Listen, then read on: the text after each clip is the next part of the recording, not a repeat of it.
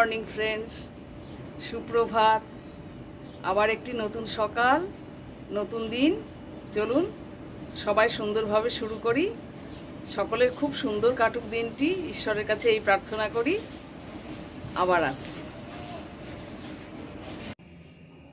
দেখুন, আজকে আমাদের মাছের বাজার নিয়ে এসেছে। সানডেতে এর আগেও আমি দেখিয়েছি, এখানে মাছ ভ্যারাইটি বসে সানডেতে।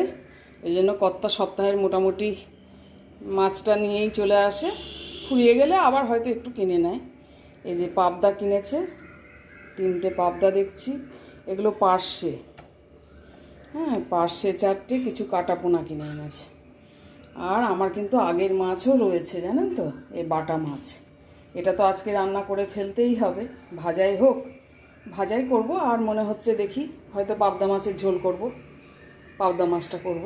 তা নাহলে এটা বেশি পুরনো হয়ে যাবে। যা গরম পড়েছে না, আমি তো ভ্যারাইটিস রান্নাবান্না করতে, টিফিন করতে আমি তো ভীষণ ভয় পাচ্ছি, শরীর খারাপ হয়ে যাবে বলে। হ্যাঁ, দুজনেরই কিন্তু ডাইজেস্টিভ পাওয়ারটা খুব পোর আমাদের, যার জন্য আমি খুব ভয়ে ভয়ে ব্রেকফাস্ট বলুন, রান্না বলুন, সেদিকে সচেতনভাবে করি। আবার সবজি বাজারও অনেক রকম নিয়ে এসেছে আজকে। ঠিক আছে, আসছি আবার। ব্রেকফাস্ট নিয়ে বসে পড়েছি। একটু চিড়েই করেছি, ওই পোহা টাইপের সবজি দিয়ে। হ্যাঁ, ব্রেকফাস্টটা করে নিই, তারপরে আবার সবজি কাটতে হবে। ব্রেকফাস্টটা করে ফেলি।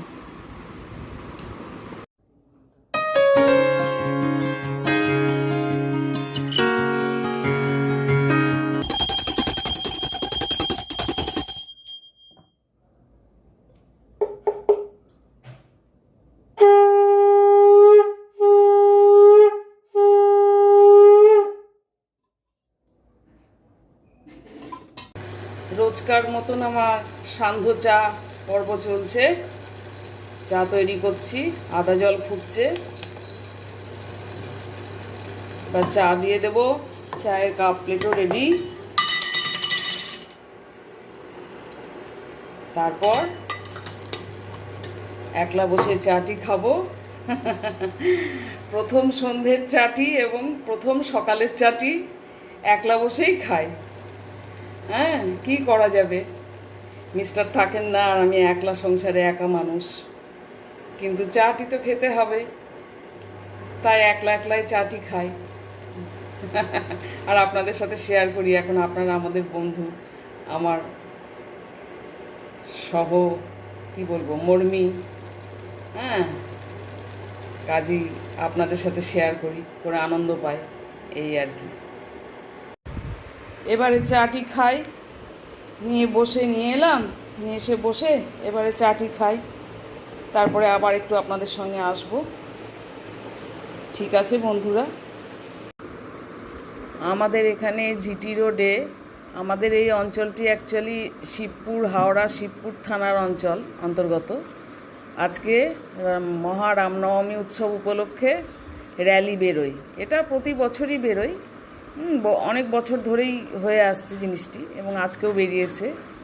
আজকে আমার হাজব্যান্ডকে বলেছিলাম, যদি সম্ভব হয়, সুষ্ঠুভাবে যাচ্ছে র্যালি, তাহলে পরে তুমি একটু গেট থেকে বেরিয়ে আমাদের এই ওর অফিসের গেট, আমাদের আবাসনের গেট, ওই জিটি রোডের গেটটি একটি গেট থেকে বেরিয়ে একটুখানি ভিডিও করে আমাকে পাঠিও না।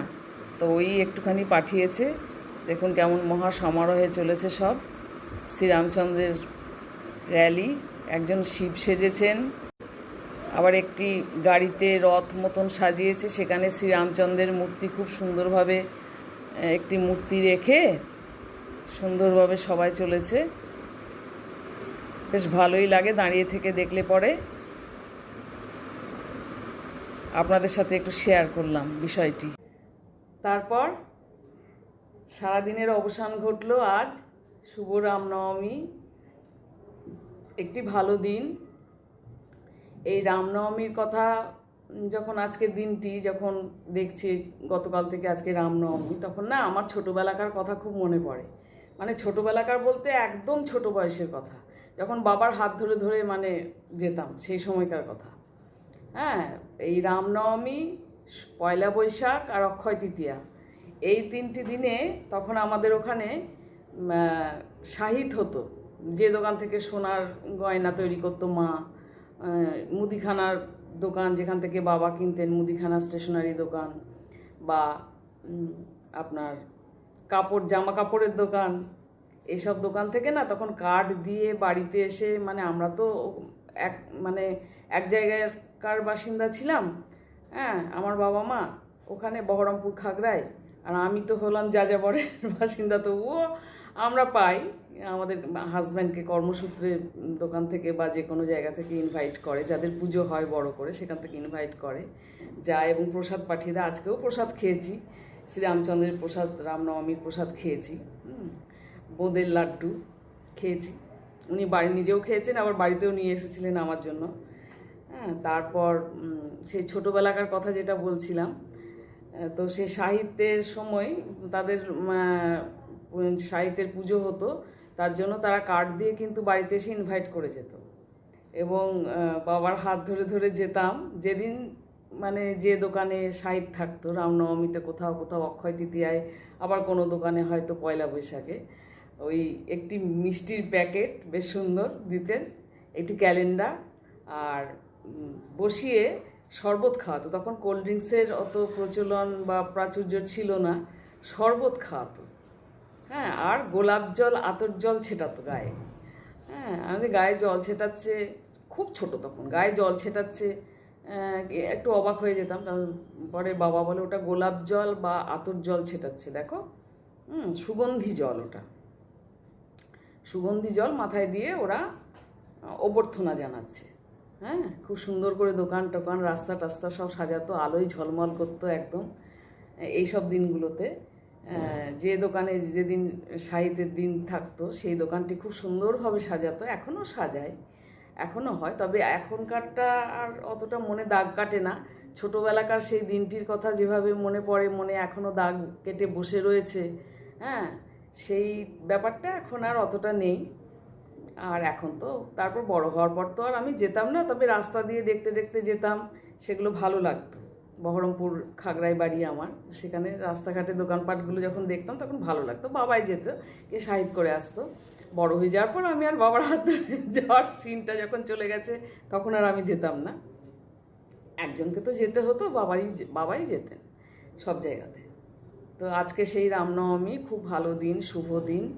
আজকে আমাদের এখানে যেটা হয়, খুব হই মানে গতকাল থেকে একদম, সেটা তো দেখালাম একটুখানি, আপনাদের সঙ্গে শেয়ার করলাম। ভীষণভাবে হয় এই অঞ্চলটায়, আরও অনেক জায়গাতেই হয়। তারপর আপনারা সব ভালো থাকুন, সুস্থ থাকুন, সুন্দরভাবে আজকের বাকি কয়েক ঘন্টা রাত্রির অবসান ঘটান। পরিবারের সাথে একটু সময় দিন, গল্প করুন, সবাই হাসি আড্ডার মাধ্যমে দিনটি শেষ করুন। ঈশ্বরের কাছে এটিই প্রার্থনা করি, সবাই খুব ভালো থাকুন, আনন্দে থাকুন। তাহলে আজকে আসি। হ্যাঁ, দেখবেন কিন্তু আমার ব্লগ, ভুলবেন না। আর ব্লগ দেখতে দেখতে না একসময় ঠিক আমাকে ভালো লেগে যাবে, ভালোবেসে ফেলবেন। তখন মনে হবে দেখি তো ওই দিদিভাই বা ওই বোনটি বা ওই ভদ্রমহিলার ব্লগটি একটু দেখি তো, ওই দিদিটির, ওই বন্ধুটির ব্লগটি একবার খুলে দেখি তো, উনি কী ছেড়েছেন আজকে, ঠিক মনে হবে। তার জন্য একটা সাবস্ক্রাইব, বেল আইকনটা দিয়ে দেবেন, হ্যাঁ, টিপে দেবেন, আর লাইক, কমেন্টস, শেয়ার করবেন। কমেন্টস করলে আমার খুব আনন্দ হয়, খুব আনন্দ পাবো আমি, হ্যাঁ, এগিয়ে যেতে আমাকে উৎসাহ দেবে। আজ তাহলে টাটা।